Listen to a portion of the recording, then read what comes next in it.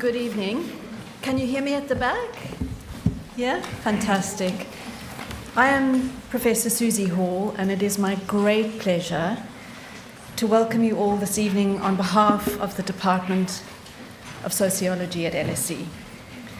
I extend our warm welcome to our students, colleagues, and visitors, and I'm especially delighted to also welcome Sam's and Aaron's respective families who are with us tonight, making their journeys from Bristol, from Oxford, and of course from South London.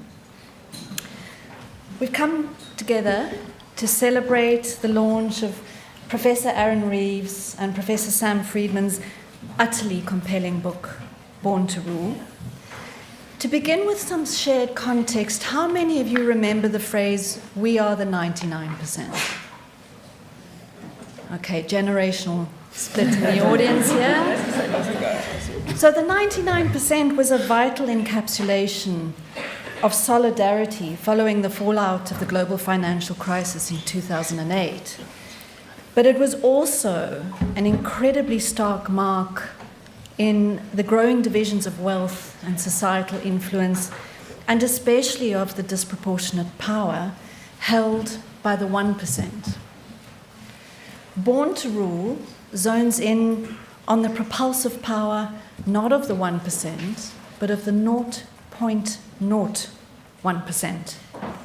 Filled with acute, and I have to say, occasionally jaw-dropping accounts, this book deals with the magnitude of influence wielded by an absolutely minute coalition of wealth and power in the UK. I don't think the phrase "a page-turner" is readily used in reviews of esteemed academic texts, but this is it. And you too can receive a signed copy for a reduced price after our discussions. I get a 10% cut, I'm told. So you can get your signed copy, and you're also very welcome to join us for a drink afterwards. Sam and Aaron are planning to talk for about half an hour, and then this will be followed by a brief set of questions and responses from our panel, and then we're going to open to you for Q&A. But before I hand over to Sam and Aaron, it's my pleasure to introduce our speakers and our panel. So starting with Sam. Sam Friedman is Professor of Sociology at the LSE, and he's also co-author of the class Ceiling, Why It Pays to Be Privileged. Sam is co-editor of our British Journal of Sociology.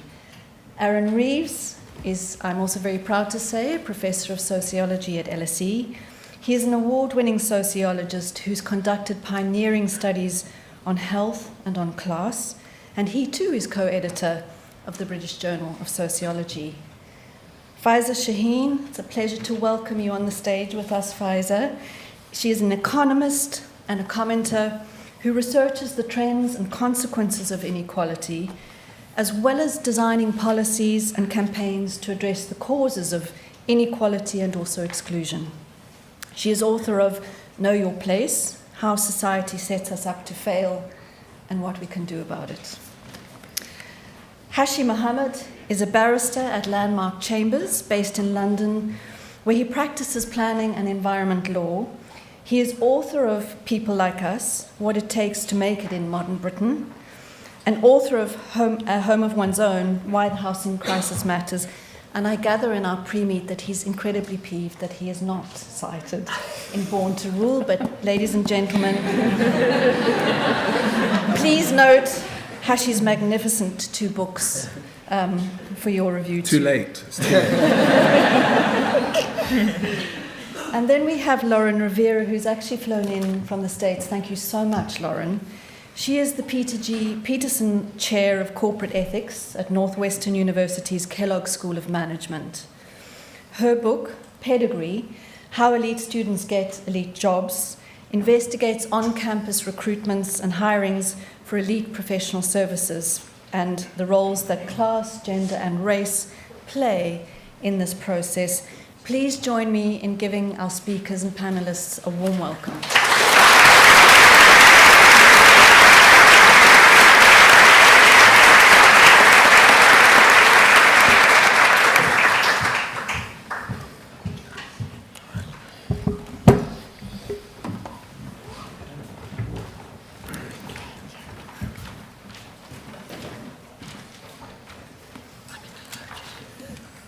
Before I start, I just want to say a massive thank you on behalf of both of us to everyone for coming out tonight. It's quite humbling and frankly lovely to see so many friendly faces. And there are lots of people in this room who were intimately involved in making this book happen. So we'd both just like to register our gratitude and thanks to all of those people. You know who you are. Now, I just want to start with a very British phrase: complete rubbish. Henry, a recently retired corporate lawyer, was visibly offended. For nearly 2 hours, he had talked amiably about a highly successful career in the City of London. But now, fairly instantaneously, the atmosphere had changed. We'd just asked him a question we put to nearly 150 people we interviewed for this book. Do you consider yourself a member of the British elite? The frustration in his response, which you can see here, was palpable. But something felt a little incongruous about Henry's outrage. Maybe it's that we were sitting in the drawing room of his 7-bedroom townhouse in Bloomsbury. Maybe it was the fact that we knew his wealth extended beyond £10 million. Maybe it was the huge self-portrait of himself that hung opposite us as we talked. Or maybe it was something about Henry's background and life trajectory. His father held a very senior post in the civil service, as did his grandfather. He went to one of Britain's most elite schools. He attended Oxford. And for more than 30 years, he had been a senior partner at a Magic Circle law firm. Or maybe it was just that as we spoke, and despite his protestations otherwise, it became abundantly clear that Henry was actually hugely influential. His personal networks included the Governor of the Bank of England, a former Chancellor of the Exchequer, and he spoke of various times in his career where he had levered his position to lobby ministers. I should stress, it's not that Henry was arrogant or pompous. On the contrary, he was positively charming and thoughtful throughout. Yet to us at least, he seemed to be the embodiment of the British elite, both in origin and in destination. But clearly, and like the vast majority of people we spoke to for this book, Henry did not see himself this way. He rejected the idea that privilege had played any significant role in his success. He talked up his working class ancestors, he belittled his influence, and he presented himself as an exemplar of a more meritocratic era, both in the city and in Britain more generally. But what we want to argue today is that there is a dangerous disconnect between how elites like Henry see themselves and what we discern when we carefully analyse patterns of elite recruitment over the last 125 years. In many ways, we're going to show the British elite hasn't changed a lot. It continues to be an incredibly socially exclusive formation. And this matters because it has important implications for the elites we get. Not only do elites from privileged backgrounds tend to tilt to the right politically and culturally, but these leanings are accentuated if, like Henry, they combine both positional power with extreme wealth. But why are elites like Henry so keen to convince us of their ordinariness? One answer we'll suggest is that recent rises in economic inequality, and particularly the pulling away of those at the very top, have made people like Henry insecure about their legitimacy, sensitive to public concern that they are motivated only by self-interest. In this context, public expressions of ordinariness, in the way you tell your backstory, express your cultural tastes, or articulate your meritocratic legitimacy, represent a logical strategy of impression management. Indeed, as we'll show, elites who successfully convince the general public that they've risen from humble origins or have mainstream cultural tastes are more likely to be viewed sympathetically, as more relatable, as more intelligent, as more hardworking, and even to some extent competent. There is, in other words, a symbolic market for ordinariness. So there you go, that's the basic punchline of the book. Let me row back a bit and tell you how we got there, what questions underpin our analysis. So our project aims to answer a fairly simple question. How has Britain's elite changed over the last 125 years? More specifically, is it still dominated by wealthy public schoolboys? Is it marked by the same culture? And does it think and behave in a particular way? Is it ideologically coherent? But of course, the starting point for a project like this is always going to be the thorny issue of what we actually mean when we deploy a term like elite. I think popular interest in elites has never been higher, but flanking this, as John Scott notes here, is often a maddening conceptual fuzziness. And while we're at it, aren't we elite? Isn't this whole book a bit rich, coming from two white male professors at one of Britain's most elite universities? The answer, no doubt, is yes. We're certainly aware and can talk extensively about how our positions act as exactly the kind of elite signal that we seek to critique here. The truth is, there'll always be challenges in identifying the boundaries between who is and isn't elite. But in this project, we wanted to employ a conceptually coherent and temporally consistent definition. In this way, the primary conception we use is who's who. This is the leading biographical dictionary of noteworthy and influential people. It's been published in the UK in its current form every year since 1897 and has consistently represented 0.05% of the population. So it's about 34,000 people in the current issue.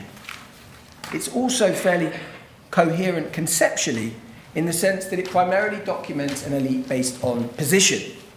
In this way, around 50% of entrants are included automatically. Members of Parliament, peers, judges, ambassadors, FTSE 100 CEOs, poet laureates, fellows of the British Academy, all of these sorts of people are included by virtue of their office. The other 50% are also positional elites, but are selected based on reputation, with a board of long-standing advisors making an assessment of an individual's professional impact on British society. But for many of you, who's who may still feel like quite a large group to constitute a national elite. Reflecting this, we wanted to go further, and drawing on the classic elite theories of Marx, Pareto, and Mills, we sought to identify those who have disproportionate control over both positional and economic power, defining what we call the British wealth elite as those that are both positionally elite in the sense that they are included in who's who, and economically elite in the sense that they fall in the top 1% of the national wealth distribution. So that's about 6,000 people, or as Susie mentioned, 0.01% of the UK population. How do we identify these people? Two ways. Historically, we analyse probate records in the UK, so that's the public record of people's wealth at death. We match those people to people in who's who to identify those who are in the top 1% of the wealth distribution when they died. And to identify today's wealth elite, we turn to a survey that we sent to current entrants in who's who, where we asked them about their wealth, among other things. So those are the two groups we're working with, but how are we analysing them? What's our research design? So, as I've already mentioned, we're marshalling a lot of different quantitative sources here. Who's who, a survey that was sent to current entrants, but we're also trying to combine this with qualitative interview data. So we had, over the course of the project, 217 interviews that were carried out by ourselves and our collaborators with entrants in who's who, organised into 4 birth cohorts that cover the spread of the 20th century. So, let's start with the issue of elite identity.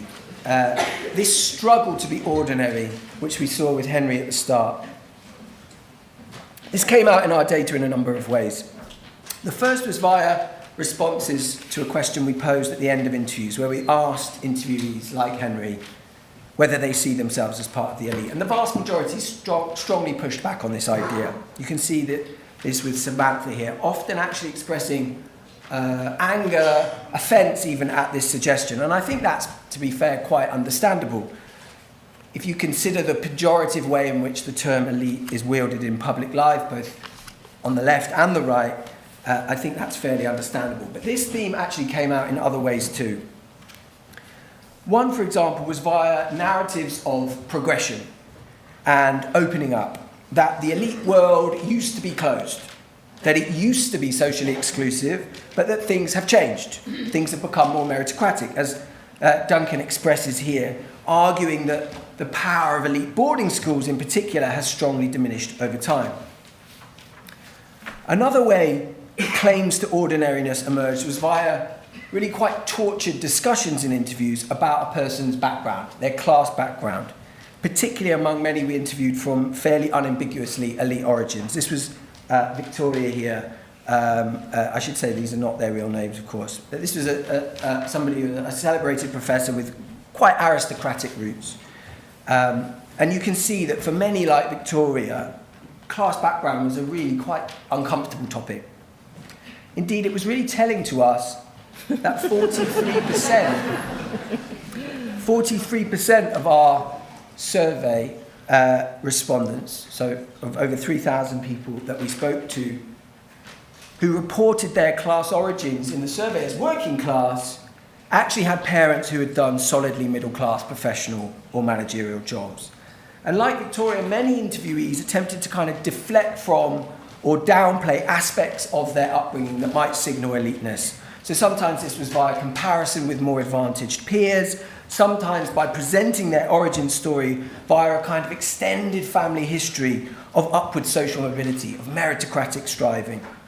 Overall, there was a sense then that instinctively these people seemed to want to tell us an upward story, to claim a meritocratic legitimacy for their eliteness. Something that I think was really striking in comparison to our interviews that we gleaned from the British Library with elites at the beginning of the 20th century, who were much more at home inhabiting a kind of upper class identity. This contemporary sentiment, though, I think was perhaps best illustrated via this unusually frank conversation with Rachel, a charity CEO. Rachel had been educated at an elite boarding school, but explained that throughout her career she'd actually explicitly hidden her education from her colleagues. She'd even gone as far as omitting it from her Who's Who profile. But why do we care about these expressions of ordinariness sociologically? I think the primary reason is that for us they seem to directly contradict what we were finding quantitatively. When it came to the propulsive power of elite origins, of public schooling, of Oxford and Cambridge universities, we were finding there was actually remarkable continuity over the last 125 years. And to dig into that into detail, I'm going to pass you on to Aaron. So the first really big question that we wanted to interrogate was the extent to which our interviewees claimed that Britain had opened up was accurate. And the way that we did that was trying to track down, as Sam mentioned, probate data of the parents of people in Who's Who. This allowed us to see whether, when they passed away, they were in the top 1% or top 10% of the national wealth distribution. And what we find is in this figure, it's the proportion of people whose parents came from the top 1% or top 10% over time. And there are really two big stories here. The first is that, perhaps unsurprisingly, people that were born into wealth were disproportionately likely to show up in elite positions much later in life. But on top of this, that relationship had remained relatively stable over time. Now, what makes this stability even more remarkable is that across the 20th century, there has been a dramatic equalisation of wealth. This figure shows the share of total wealth captured by the 1%, and as you can see, it's fallen a great deal. So what's surprising then is that despite the top 1% becoming relatively less affluent, they still have been able to propel their children into elite positions. And to be more concrete about this, if you hail from the top 1% of the wealth distribution, you have consistently been around 20 times more likely to get into these elite positions than others in the population. So elite origins seem to really matter. But what about other kinds of elite institutions, including public schools? Now, these are the kind of prestigious fee-paying schools that many of us would have heard of, and they're often split into two categories. We have the HMC, which are what we might call the actual public schools, and then there's a smaller group, sometimes called the Clarendon schools. There are 9 of these schools, and they include the ones that you've probably heard of, places like Eton, Harrow, Rugby, Winchester.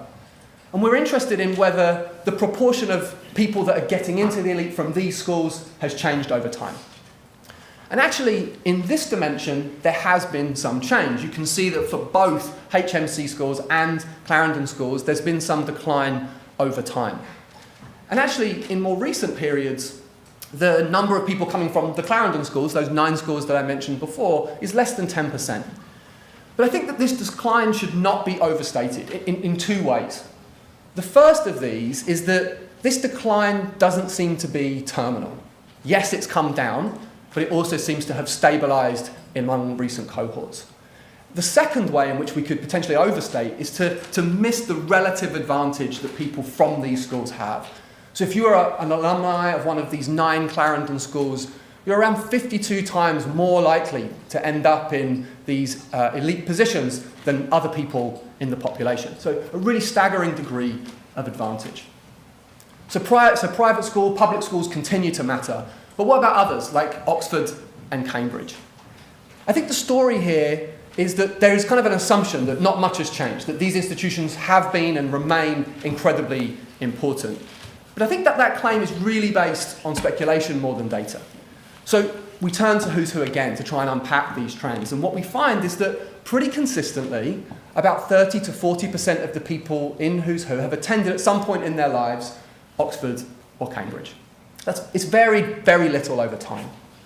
But what that trend misses is the dramatic changes to higher education in this country. The number of people that are going to university has increased a great deal over the last 150 years. So we need to put those trends into that context. And when we do, what we find is this. And really the only line that you should focus on here is the top line, the blue line. And what that tells us is how many more times, or how many times more likely are you to get into these elite positions having attended Oxford or Cambridge compared to those that never went to university. So that blue line is very high at the end of the 19th century. And what that says is that if you went to one of those universities, you had an incredibly high likelihood of ending up in these positions. Through the 20th century, however, that has come down somewhat before experiencing a resurgence. So yes, Oxford and Cambridge, more than any other university, remain connected to elite positions, but that relationship hasn't necessarily gone uncontested over time. So in many ways, although there's some nuance here, the story that we pull out is one of stability within processes of elite reproduction. But this doesn't mean that there's been zero change within the elite. For example, if we look at women, there has been some movement, though perhaps not as much as we might like. Certainly at the end of the 1980s, around 7-8% of new entrants to Who's Who were women. That's risen to just over, or just around 30% among the last couple of years.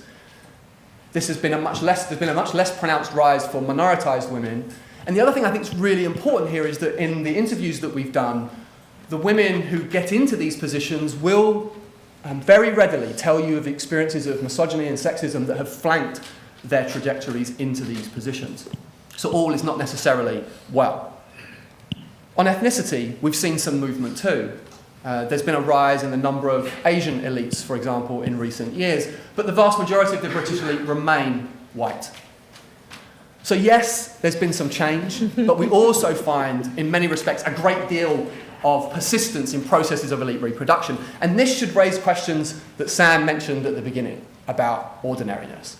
So if elite narratives of opening up, of meritocratic legitimacy are somewhat of an illusion, why are elites so keen to present themselves as being ordinary? And for us, as Sam's already mentioned, the argument is about that there's a symbolic market for ordinariness.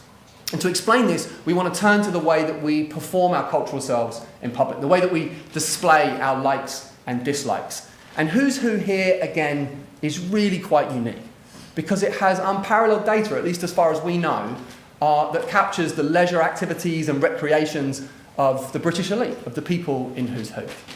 And there are a number of storylines that we could draw out, but we want to focus on just a couple here. So if you talk to elites that came of age in the middle of the 20th century, the kinds of activities that dominate are ones that we would recognise as being highbrow. Things like opera, theatre and classical music. But for cohorts that came of age slightly after that, in the 60s, 70s and 80s, the prevalence of that orientation declines. And what seems to replace it is a rise in activities that we might think of as being popular or everyday. Things like spending time with family and friends, being with pets. Now, you might think that this means that elites have rejected highbrow culture, but that's not really what's going on here. Because what seems to have arisen is a kind of distinct blending of both highbrow tastes and ordinary activities. So while in that middle cohort that kind of came of age in the middle of the 20th century, they may have said things like classical music, theatre and opera, today they would say opera, theatre and spending time with family. But there is another kind of wrinkle in the way that people talk about their cultural tastes and present their cultural selves. And that is that we discern a kind of residue of a highbrow, perhaps even sometimes a degree of snobbishness that comes through in the interviews that we've conducted, though often carefully veiled. And this, one of the ways this shows up is the disconnect that we sometimes see between the public profiles that people have of their tastes, including in Who's Who, and then the way that they talk about highbrow culture in the privacy of an anonymous interview.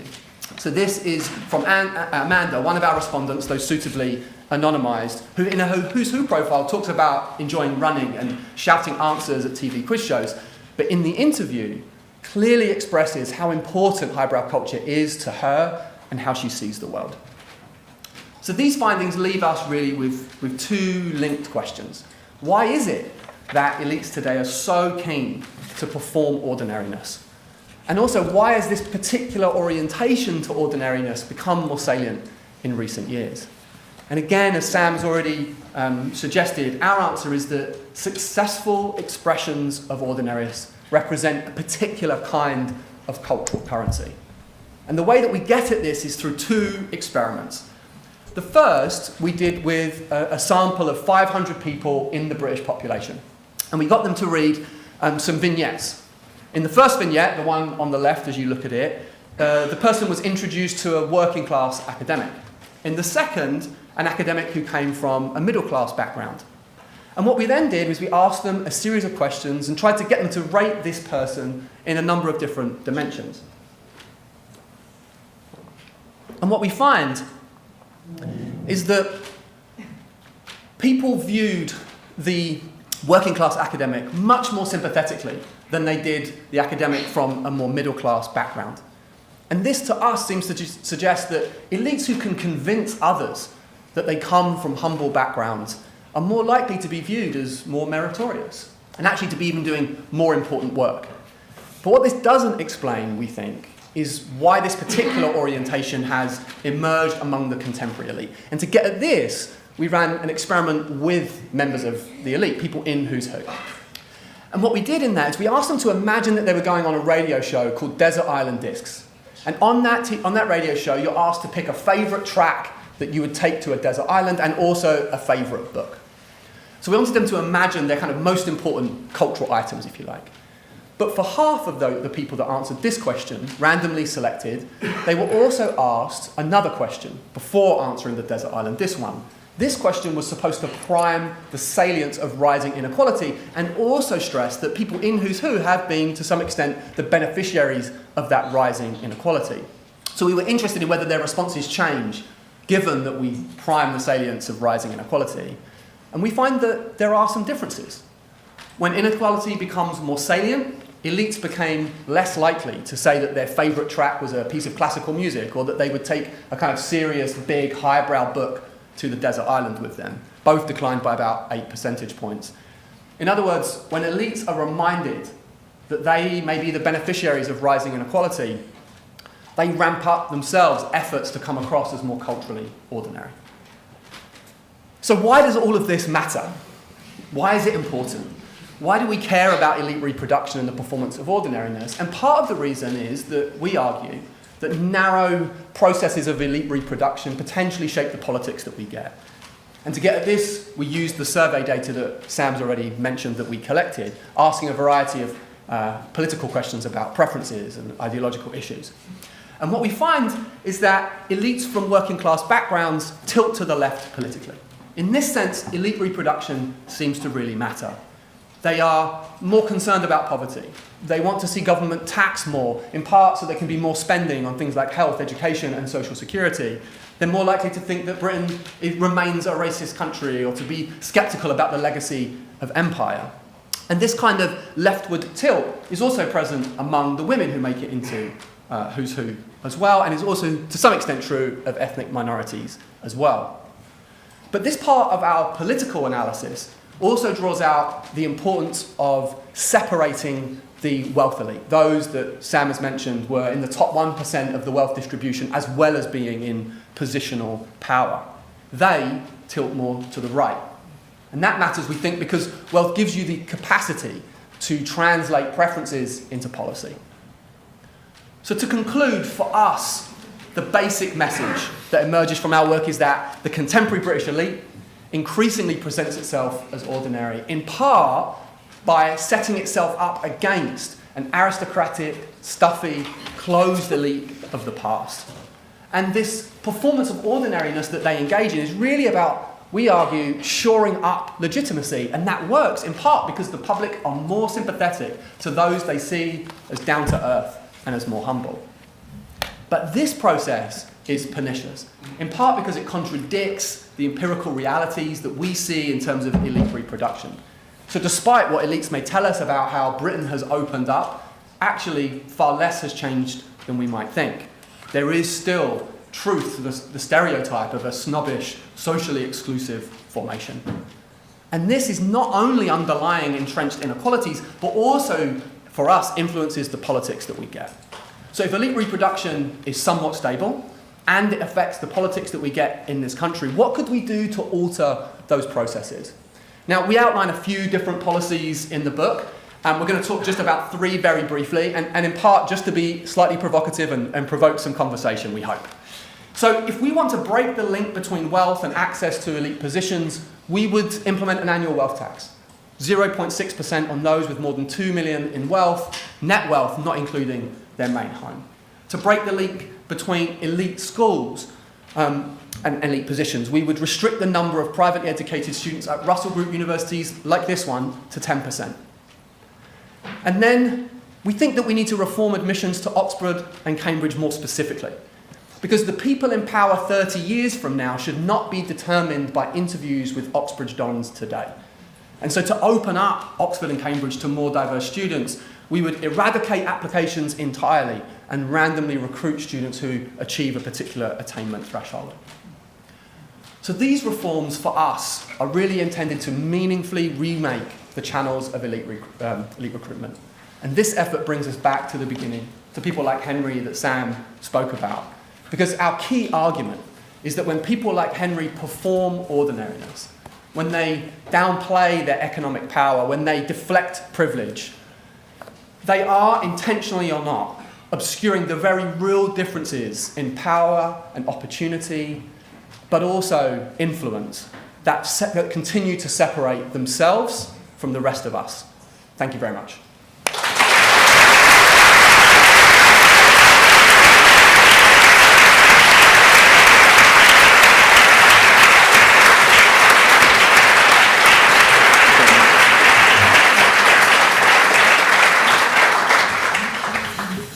Thanks very much. Faiza, would you like to begin? Yes, thank you so much. And firstly, congrats to you both on this brilliant book. And definitely, if you haven't got it already, definitely get it. I want to throw in a few thoughts, some a bit contradictory to what you just said, just to be annoying. And reflecting, I guess, a little bit on my own experiences. So I've done research on inequality for the last 20 years or something, giving away my age. And also had this political experience, and some of you will know that I was in the Labour Party. I ran in 2019 under the Corbyn leadership, and I was reselected in my seat where I live in Chingford and Woodford Green to run against Ian Duncan Smith at the very last minute. I was blocked from running. But through that experience, and then I ran as an independent. Through that experience, I got to see how the establishment fights back in media rooms and in political spaces. And I also saw what happens when you challenge the establishment and you challenge thinking, and really also where the Labour Party is right now from internal meetings. So a little bit kind of reflecting on some of that. And I'm still a little bit raw from the experience, as you can imagine, so I just want to put that out as a caveat. So some kind of bigger picture issues.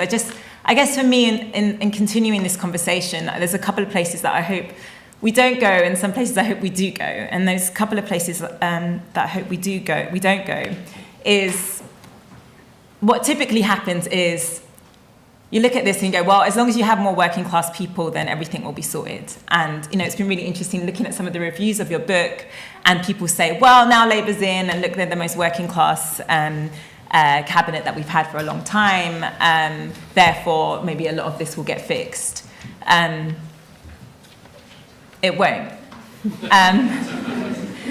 I can say toolmaker, and you'll know I'm talking about Keir Starmer. I can say, yes, those stories are there, and certainly there are some good people in that cabinet. But to challenge power at the level that we need that to be challenged it isn't enough to have working class people, people that say that went to state school in cabinet. You have to have people that are willing to really take that on.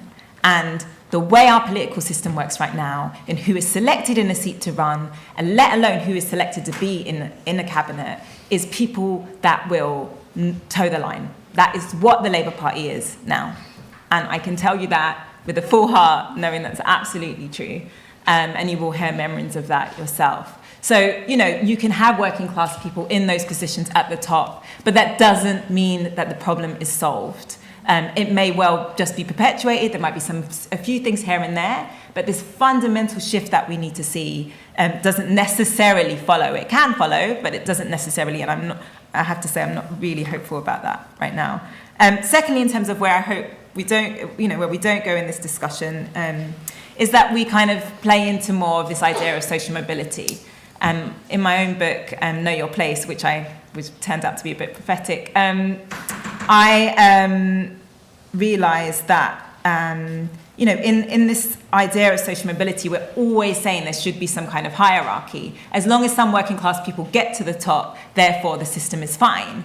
But actually, and there's lots of really great work out there to look at this, we're still supporting a hierarchy. We're still saying that some of the people doing the most important jobs in our society are cleaners, are carers, right? If I could commission some statues, I would commission statues of carers in our country. I'm really frustrated, because what it does is that it says that those people deserve not to be valued, that those people should be just thinking about how they get to the top. The top is doing what kinds of jobs? Often jobs that are not great for society. And so this is also where I want us to think and challenge ourselves more, and saying, okay, yeah, it's not enough just to have representation at the top, because this plays into a hierarchy. Let's think about how we fundamentally shift who we value in society.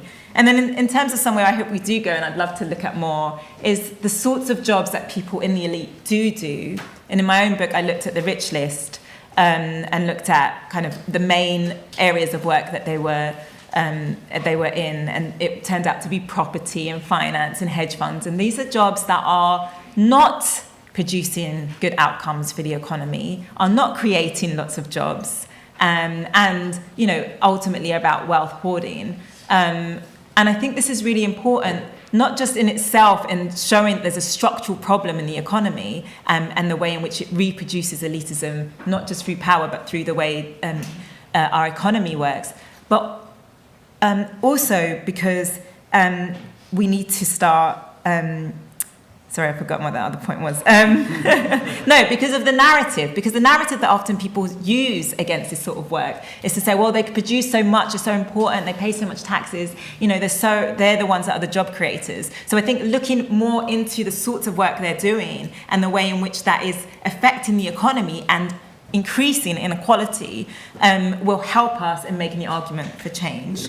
And just a final thing from me in terms of hope, I still have some, is that people have cottoned on to this. I've spent so much of my life in the last sort of 5 years or so 8 years, knocking on doors, speaking to people, and people more than ever recognise that the system is rigged, and they can see it in their everyday lives. I just saw some new polling come out from, I think it's YouGov, saying what is the first words you think of in the different political parties, and it was Labour was dishonest, Conservatives were they're in it for themselves. You hear that on the doorstep again and again, and the challenge for us that want change is how we take those people that say they have lost faith, they no longer want to vote, we had the lowest turnout in these elections, and we give them something to fight for and to vote for. Thank you.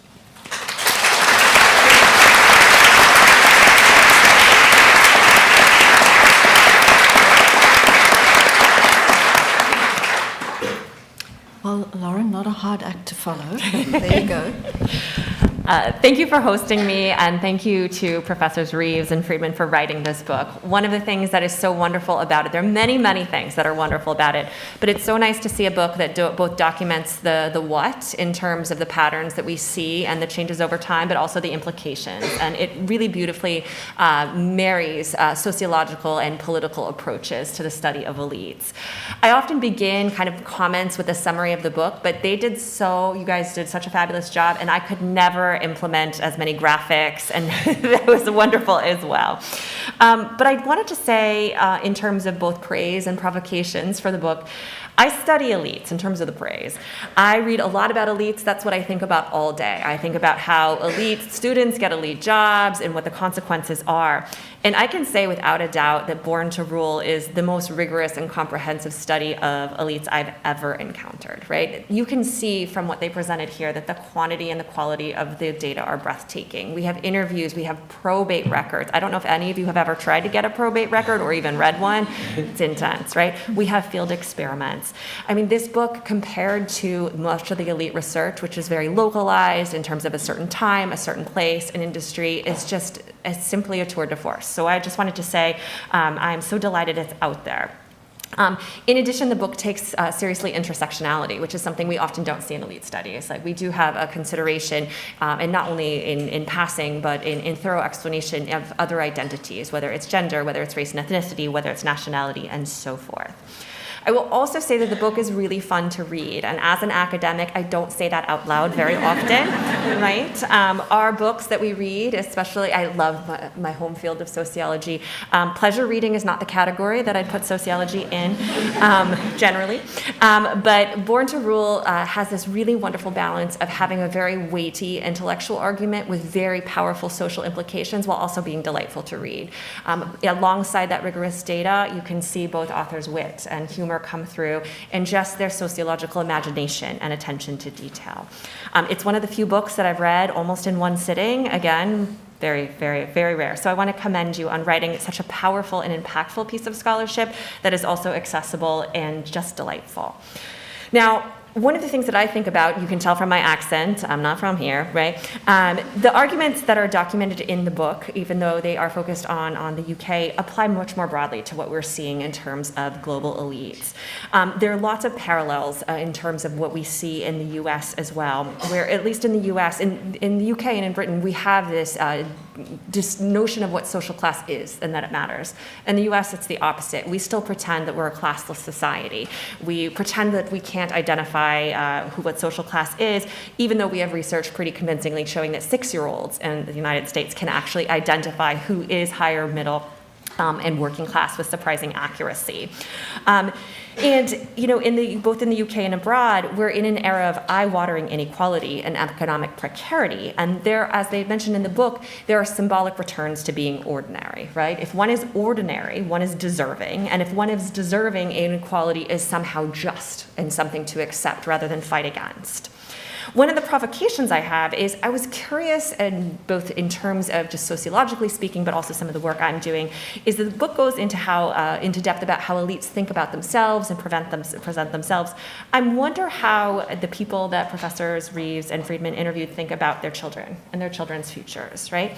In the US, at least, a sociologist Mitchell Stevens discusses that there's an entire machinery that operates behind the scenes that helps elite students kind of acquire the markers, also university entry, things like this, that are markers of elite status and kind of the public school entrance, Oxbridge entrance here. And he refers to it as this privilege laundering machine. Right?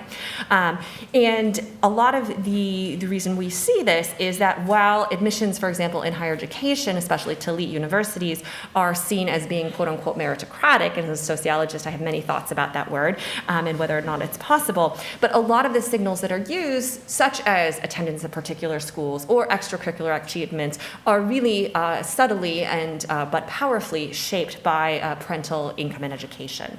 And there's an entire industry, or many industries, that have emerge to produce and equip elite children with the right signals to be able to occupy elite positions in society.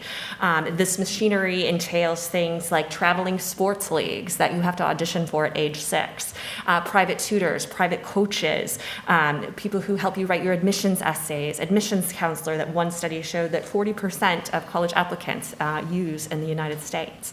And there is a payoff to this. At least in the US, athletes are 1,000 times more likely to be admitted to Harvard University compared to non-athletes with the exact same grades and test scores, right? And so why I ask this is, on one hand, we have this discourse of elites are ordinary, and I'm ordinary, and I got here because I'm just like everyone else. But behind the scenes, I'm wondering what's going on with their kids. Do they see their kids as ordinary as well? Do they see them as extraordinary projects that must be nourished? Do they see them as ordinary, and in the words of my co-author Estela Diaz, like they need a social insurance policy and that's why they're operating behind the scenes? Or is the UK landscape different? Is it different from what we see in the US, and elite folks are more likely to just kind of leave it up to chance in terms of their children's future? So I would love to hear more about that. I would also love, given Sam's laughter right now, I would love to know about the stories that didn't make it into the book. But thank you so much for writing this weighty, important, and again, just, I don't want to say delightful, because it's actually quite sad in a lot of ways in terms of how things have remained the same, but utterly readable piece of sociology, and I'm very grateful to be here. Thank you.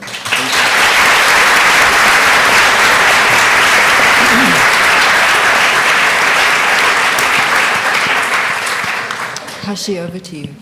Thank you very much. As the only person on the panel with no prefix of professor or doctor, I hope I have something to say worth sharing. Thank you very much to both Sam and Aaron for this. I genuinely was looking forward to this book because I knew that they had been working on this for quite some time. And so congratulations on that. What it reminded me of is the story of another book called The Leopard. I don't know how many of you guys will have read The Leopard, which is all about the 19th century Italian aristocracy that is about to be overtaken and completely destroyed by Garibaldi's forces.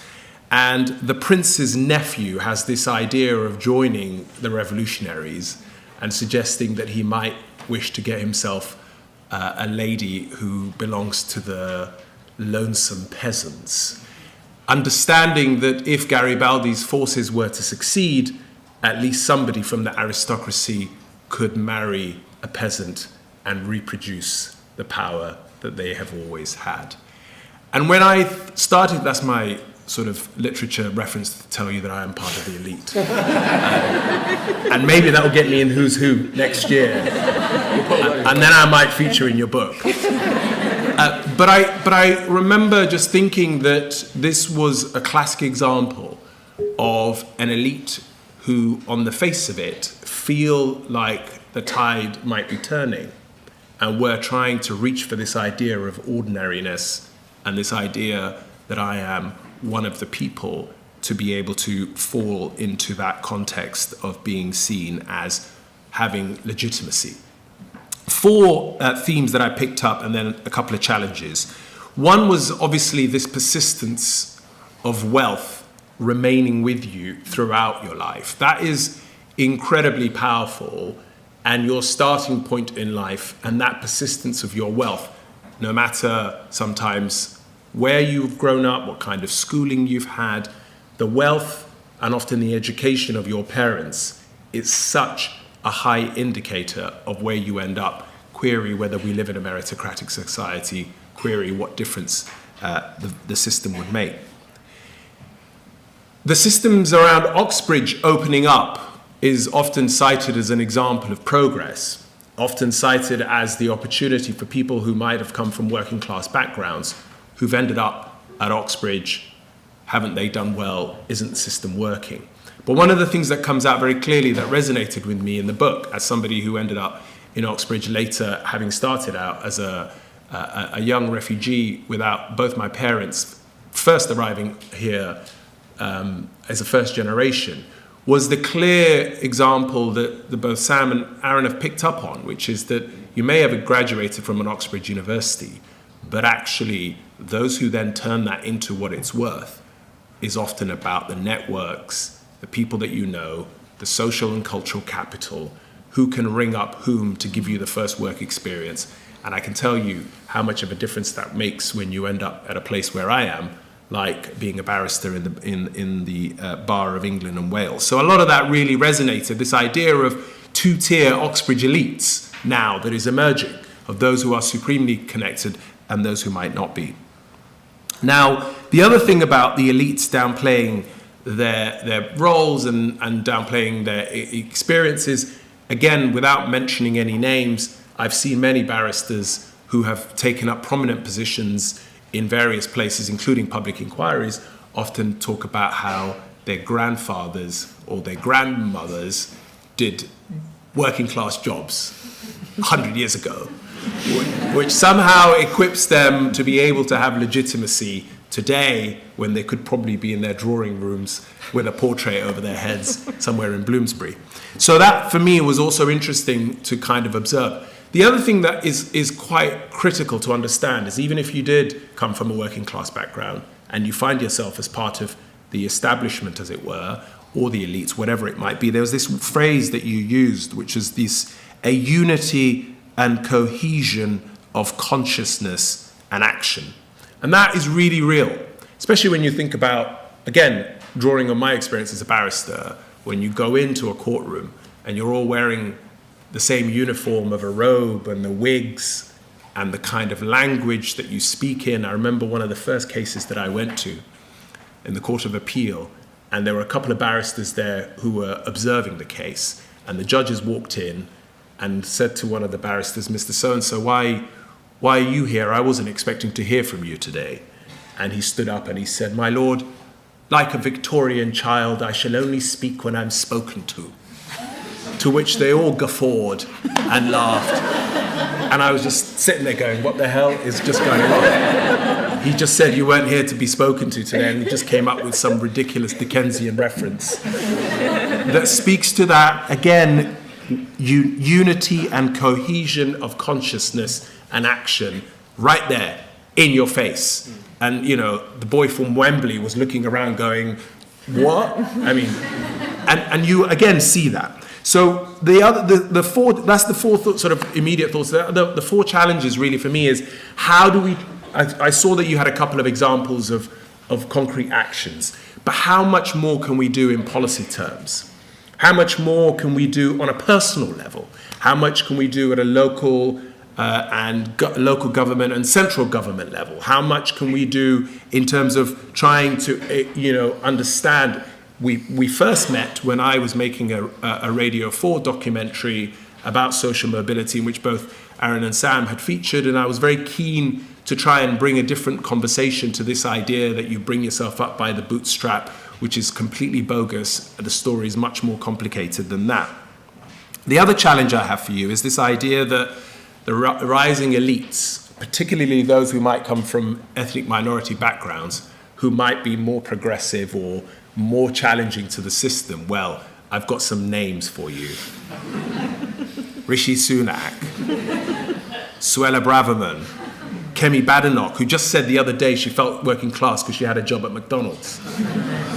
James Cleverly. And I mean, what I'm saying is that this idea that because you might have come across from a working class background, made it in modern Britain, and somehow automatically you're much more likely to be disposed to having more progressive views and progressive ideas and try and shake up the system, is really not there. It's a tenuous link. There are plenty of people who are challenging the system, I hope, including me, but actually the vast majority are causing more damage than good. But then I would also twist that and say, why should we expect them to be progressive? Why should we expect them to be the ones who carry the can if they have had the benefits of a progressive society and turned out to be right-wing nutters? Then I guess that's a form of progress as well, So that's a challenge for you guys. A couple of other things to finish off.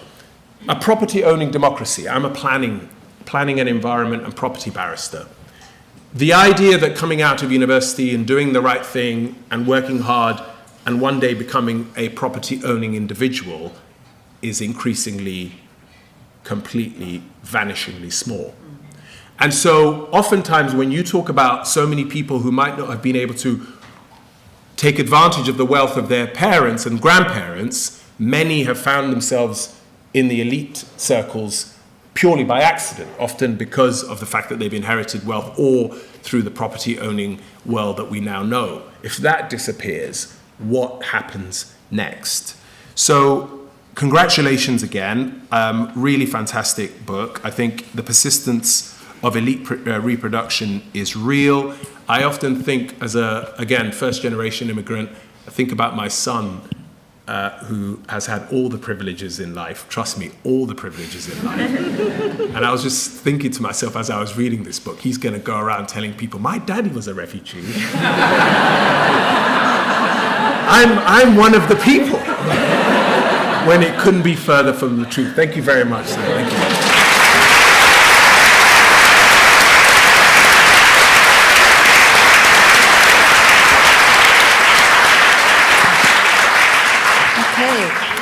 Sam and Aaron, I'd like to abuse my chair's privilege and just add one extra question. And it's around the relationship between the elites and race making. So there's a very interesting section in the book that shows that for the propulsive power of wealth to exacerbate in this country, one has to go right back to empire. And those families that were heavily invested in empire and slavery are the minute percentage that wield extraordinary power today.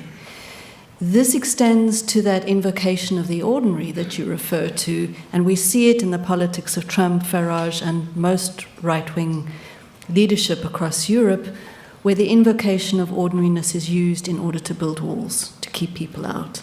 And I wondered if we could bring that dimension into your responses too. So do you want to have a couple of minutes to respond to the panel, and then we can take some Q&A from the floor? Yeah. You want to kick off? Yeah, sure. Lots to say. So I'll maybe just make a couple of comments. I think, Pfizer, I absolutely agree. I don't think we would want to overly emphasize that dimension. And I think one of the things that we're sensitive to in terms of part of the end of the book is thinking about what could we do now to actually remake who gets to be in positions of power. And I think that's a really hard and important question. How do we make carers into positions of real influence in British society, and what would that do? Well, Angela Rayner, I suppose, but then even then, sure. But actually actively caring now, and I think that makes a real difference. So I think you're absolutely right, and I'd love to talk about that a bit more with you. In terms of the final thing, Susie, about division, I think it's absolutely right. There's a kind of particular normative component to how ordinariness is being used in the political context that I think is incredibly divisive, and it's not clear for whom, towards which groups is ordinariness being demonstrated or performed, and what kinds of exclusions is that building in. And I think that's something we're wrestling with, and in fact one of the colleagues that we have is sort of working very much on these questions of populism and how that plays out within political elites in particular. So I think that's something that we hope to actually have something a bit more concrete to say about in the future. Maybe I'll stop there and let you take it. Yeah, thank you. First of all, just really, it's so lovely to have people engage so deeply and thoughtfully with the themes in the book, and I think you're sort of pushing on some of the tensions, Pfizer in particular, and I think Hashi as well, this sort of notion that I think we were quite careful of, that we can see in our data that, the composition of elites does have bearing, on average, on their views. But you obviously, for all sorts of reasons, have to be really careful about the relationship between attitudes and action, right? As well as the fact that, as you pointed out in your various examples, that we're surrounded by politicians that go the other way. So I think it's a tough one. I think it's something where you sort of there's an interesting relationship that we can't necessarily get to in the book, which is connecting the sort of the extent to which people have particular orientations to what they've actually done in positions of power. And I think clearly any type of elite is part of an ecosystem, and so, there are all sorts of constraints that people have that may affect their ability to kind of play out their progressive vision. And I think that could be part of what's going on. There's also, I think, perhaps the one area where we were able to discern that relationship a little bit more clearly was among the wealth elite,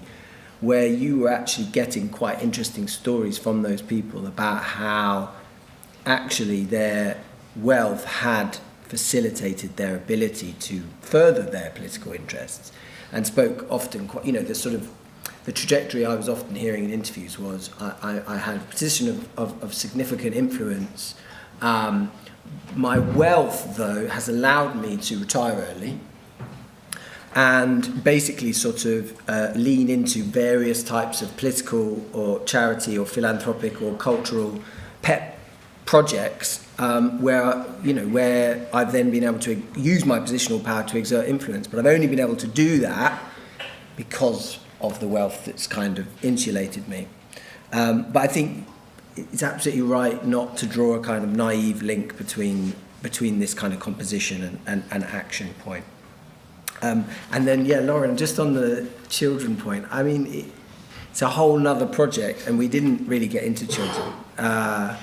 But my presumption, and I'm sure pretty much everybody here who's from the UK would agree with me, is that it's very similar to the US, right? That people are very aggressively kind of leaning into the cultivation of their children in all sorts of ways. This idea that Annette Leroux talks about concerted cultivation.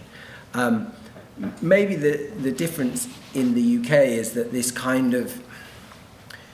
sort of ordinariness dimension is perhaps a little bit more part of our culture, and that may play into the more precise ways that parents are socialising their kids around modesty and around orientation to culture than anecdotally you might see in the US. But it's an open question. Thank you. Great. So I think what we'll do is start with questions from the floor. I'm going to take them in series of 3, and then I'm also going to shift to our online audience. So, gentleman number 1, can I move across to you with the blue shirt, number 2? And I'm trying to find a woman in the audience who's got the hand up. Thank you. Number 3. Hi, my name's Hamza. First of all, I just wanted to say thank you to Sam and Aaron and the panel for that lovely discussion. I have quite a specific question about your third recommendation, so about a kind of lotocracy for Oxbridge entrance. Now, as a former alumni of LSE, I was, dare I say, quite proud to see that we actually beat Oxbridge in the latest university rankings, right? That's the Sunday Times. Could you say that a bit more loudly? I didn't. Yeah. We actually beat Oxford. So my question is, why would we not then extend the recommendation to LSE and to other Russell Group universities if they have similar, or maybe more of a propulsive power? Thank you. Thank you. Thank you very much as well. I'm Eton, also sociology PhD student, and my question is more broadly into the international context. So from the British society, I'm not quite sure about the society sentiment towards the rich people or elite group. Are they like more favor to have this presence, or they ignore it, or they just saying we don't like them? Because for us as Chinese, for example, we admire British culture in a way that they show the noble class, so they want to buy like immobility here and study at the Russell Group University, Oxbridge. So is it like the external environment influence the same way or the reverse way their ordinary behavior or attitude? Thank you. Thank you. Hi, thank you for the talk. It was very insightful. My question is about the recommendations that you had. To kind of change the people that get into Oxbridge. But I was wondering, the problems that already exist with working class people who then become part of the elite, even the first generation, their children, they're not able to pass down the same disadvantages they had. So I guess my question is, would it not be better to kind of dissipate power rather than decide that, hope that, someone who has is 1,000 times less likely to get to that PM position, hopefully will get someone who really understands what it is to not be part of the elite or not have any advantages. So yeah. Thank you. You happy to take those through? Sure. Okay. Maybe I'll take one and the first and the third, because they're kind of related in terms of admissions, and then maybe Ashley also wants to say something about number two. But yeah, so I think the reason is pretty pragmatic in terms of what we find is that LSE is among a small number of universities that's certainly got a much closer relationship with processes of elite formation than some other universities. And actually, one of the tricky parts of our data is that we're always kind of running a little bit behind the more recent trends, right? So people that are in the elite today were going to university, in the 90s, right? This was quite a while ago. So the place of these institutional infrastructures is shifting and changing and morphing all the time. So what's going to happen 30 years from now when, the people that are in this room are ending up in elite positions? Who knows?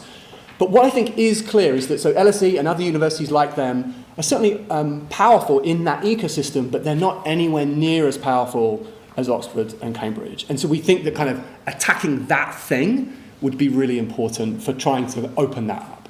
And then I think we agree that there are some recommendations we have in the book that actively try to remake the structure of power proactively. But I think it's also true that our book isn't entirely about that problem. And so I think we don't spend as much time thinking about it, in part because of the empirical nature of what we've done. But I think we're very sympathetic to that point, and as I said, we have some issues that we want to try and get at. But we think that there's some value here in trying to open up these institutions more than they already have been. And it's true they've made some progress, right? They haven't stayed completely constant in terms of their intake over time.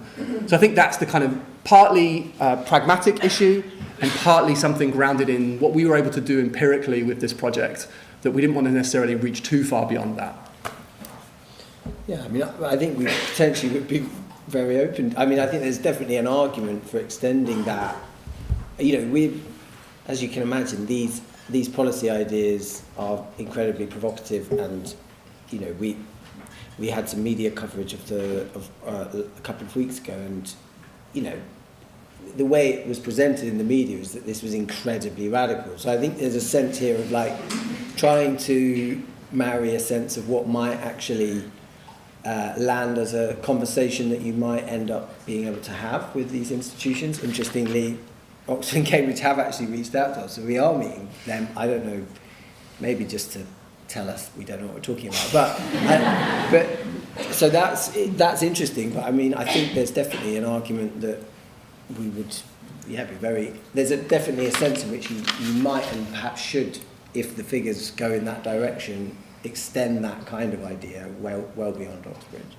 I don't know if do you want to say a couple of things about just the question also? On the international side of things, there's a bit in the book where you talk about, obviously this is a study about the British elite, but actually there's a huge international dimension to it, because if you go to most places, the sort of the British English soft power has been so successful at contaminating the world in terms of what it means to be elite, what it means to be successful, what type of English spoken language means that you are somebody who should be heard and should be spoken to. This is why people in China, Singapore, Nigeria are sending their kids miles away to some boarding school in some cold, rainy, damp corner of England, because they feel that the British have mastered this idea of kind of the upper class aristocracy belief that your child will succeed provided you pay crazy amounts of money.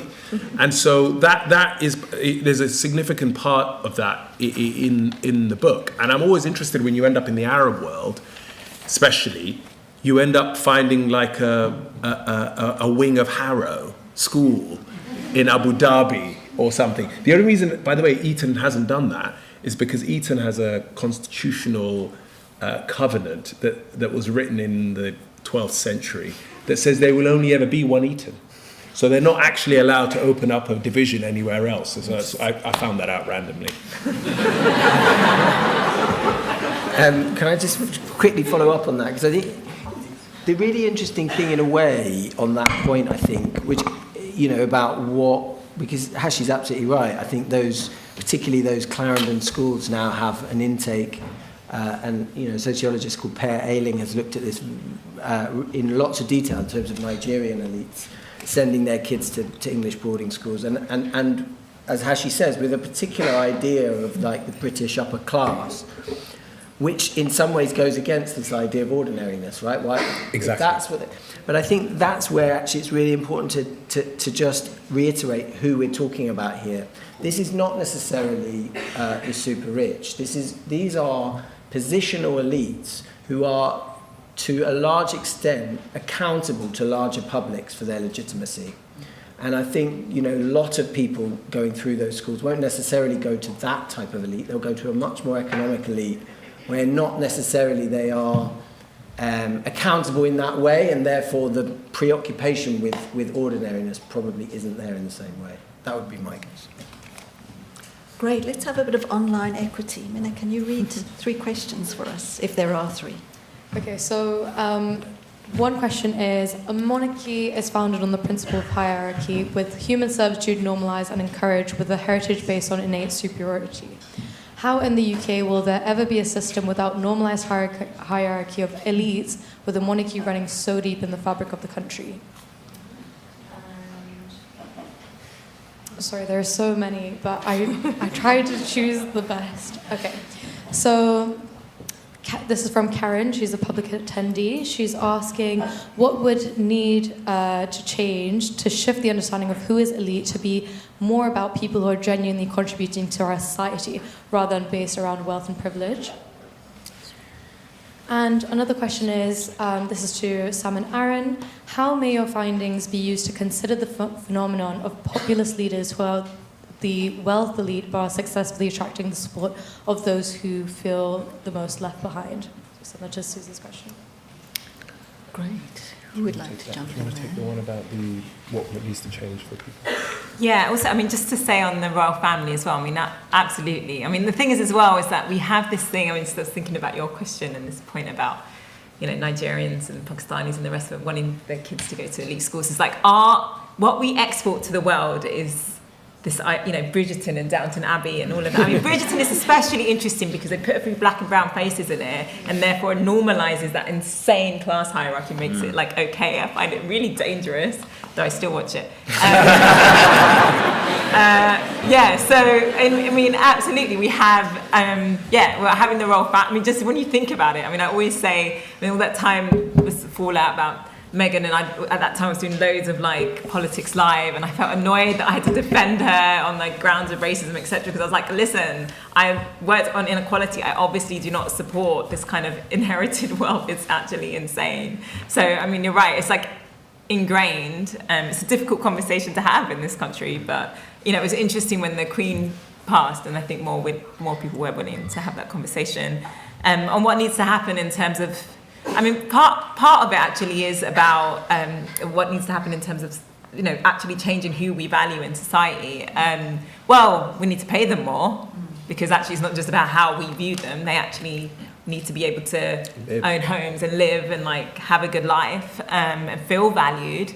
And I think that's a key thing that we really need to push on. And I also think we should, I think it's for the playwrights and the people that are writing TV scripts in the room, we do need to make more shows about them and get people to, they need to be elevated in status in that way in society. And I think there's, paying them, showing them in a different light, actually making them more important than, than the Bridgerton types of shows, I think is really, really important.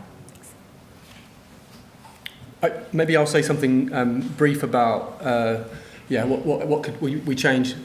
To be concrete, one of the things that we say, which again I think is also maybe not going to happen, but is that we would say let's get rid of the House of Lords as it's currently constituted and replace that with a randomly selected Senate, right? Where we actually take people and say, you have something of value, and your experience is of value, and it can contribute something. We want to have that directly inform political processes in ways that aren't just about that kind of incredibly complicated and sometimes brutal process of trying to get into Parliament, right?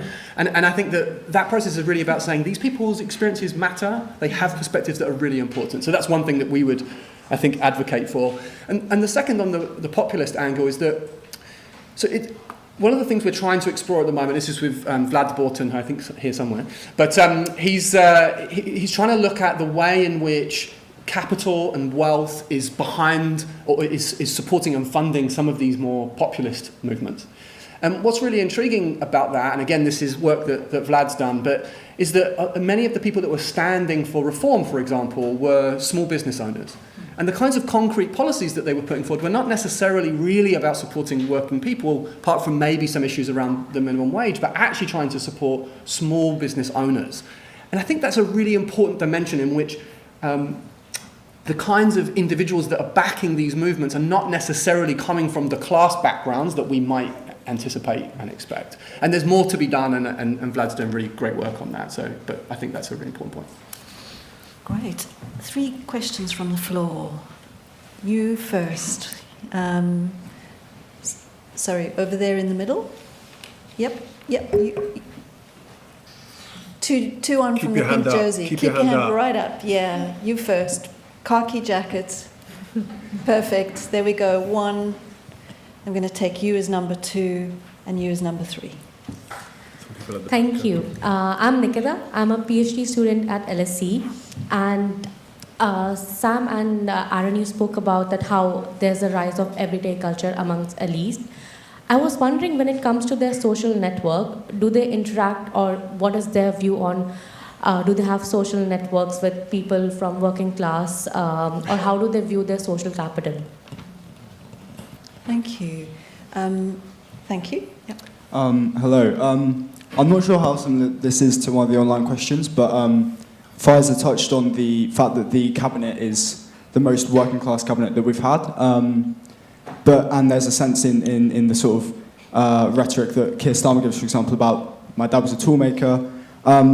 Would you say that the sort of peddling of this, emphasising their working class backgrounds, is almost a pejorative sense on that working class background, as in a sense of, we're here now, we've come from this background, and this is the best. Like, we've succeeded, and do you think this is almost putting a pejorative on those jobs like carers, toolmakers, things like that? And do you think there's an explanation for this and maybe a solution? Thank you. And then down over here.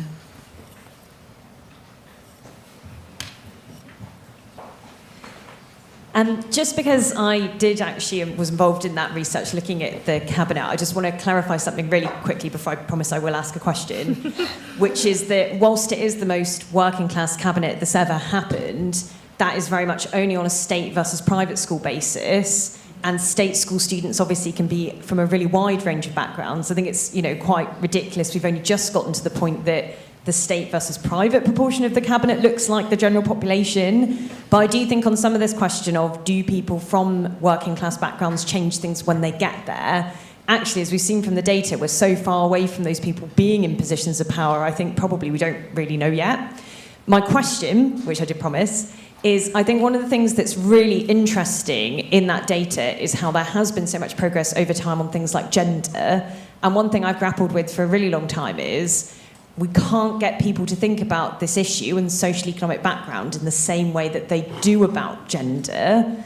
And why do the panel think that gender efforts have been more successful, even if there is still a lot to do, whereas issues around class are so much more difficult to be able to look at? Okay, so I do want to take one more question right at the back. You, yep, great T-shirt. Yep, you. Yep. And then, just to give you forewarning, once you've had a chance to comment, I'm going to give the two of you the last word, if there's something that you want to say. Hello. Thank you for the brilliant presentation and discussion. I was interested in the point about the elite deflecting privilege, and especially the quote, I don't particularly want to talk about class. And I wondered if you think that this represents a more broader shift away from talking about social class in modern Britain, and if so, what are the cultural conditions which have led to that? Thank you. Does anyone want to jump in on any of the key questions? I can just say one thing. I think the comment, I think it was the second question about the sort of class origin stories and whether it's a kind of pejorative element. I think we've got a really strange relationship to class identity in this country, in the sense that exactly as you sort of stated, there's a kind of sense in which people often claim a working class origin. But as I mentioned, and this is broader than just this project, that I've noticed this in the way people tell their stories, exactly as you mentioned, it's that that is premised on a kind of upward story, right, where it's the sort of, you know, it's the legitimate or the romantic starting point, not the end point. And I think that's really dangerous. And I think that, you know, in a way, that's, I think, exactly what kind of Pfizer was getting at. But it's a really interesting thing that actually doesn't happen elsewhere in the world. Actually, in terms of class identity, people elsewhere tend to see themselves as middle class even when they're objectively working class, whereas we go the other way in the UK. So I think there's definitely something interesting there about, as I would see it, about if you put the notion of meritocracy on such a pedestal, then people will perhaps, without even realising it, sort of narrativize their story in order to claim a meritocratic legitimacy. And that upward story is the way to do that.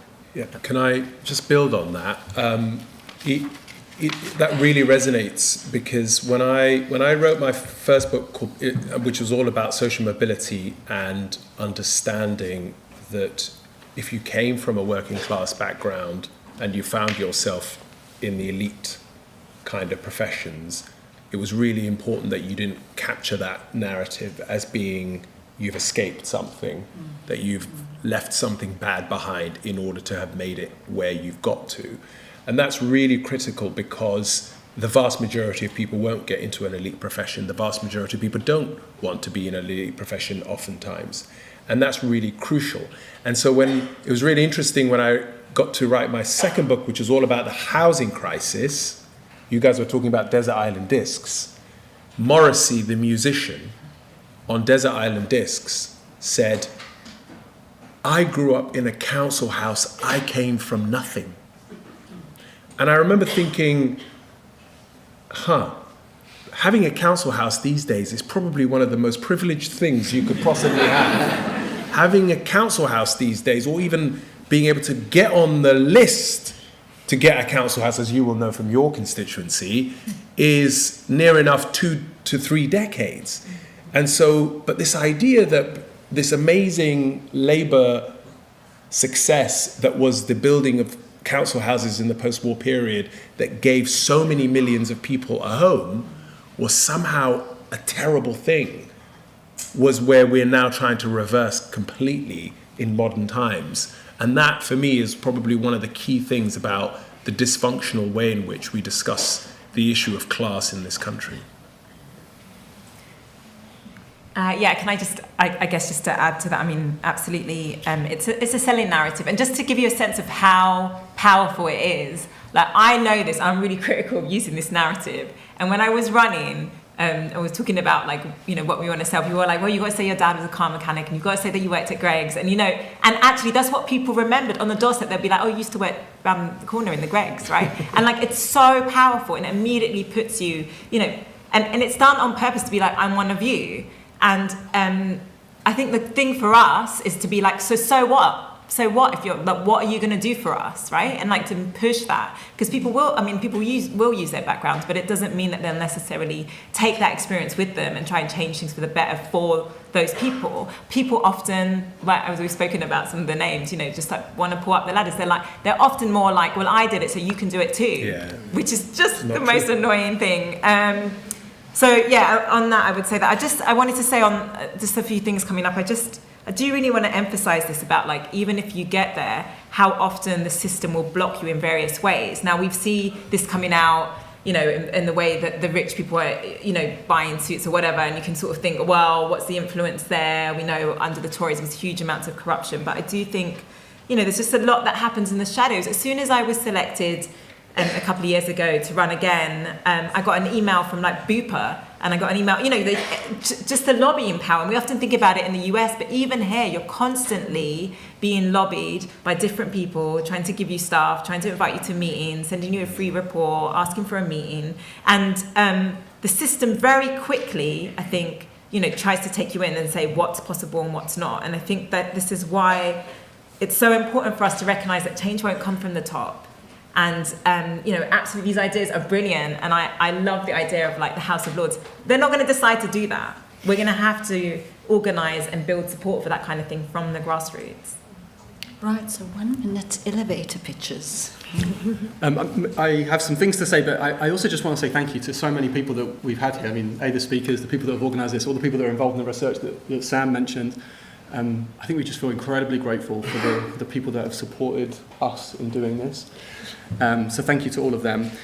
Elevator pitches. Yeah, I think that the ambivalence that we feel about class is a very pronounced, important thing that's emerged in Britain over the last 50, 60 years. And we need to think hard about what that means for our political system, not just in politicians, I think, but as our analysis shows, across the spectrum of different kinds of elites, because it's very salient in politicians, but that's not the only dimension where this is playing out, and it's perhaps more able to do that kind of work. Your narrative gets held to account as a politician in much more scrutiny than many other people, but this kind of work is really important. So I think interrogating, and one of the things we don't have really good answers to is how we do that. How do we kind of get beneath the veil of the performance of ordinariness? And I think is one thing that we would love to think about more, and we need to do in British society. So that's mine. I'd just very, very quickly just say, I mean, the book, as you can see, is full of data and analysis, 7 years worth of work. Really, it's a provocation. I think what's really nice about listening to three people kind of really grapple with it is just seeing that it's exactly what we're intending, which is that we put lots of information and analysis out there, but then what people think that means and what we should do about it is something we want the reader to run with. So a few thanks. Thank you very much to Sam and Aaron and our panelists. I would also like to thank Maddie Giles and Minna O'Keefe, who've put in all the hard graft in organising this for us, and the fantastic LSE team that have ushered you to your seats and made sure that everything has gone very smoothly. So thank you to them.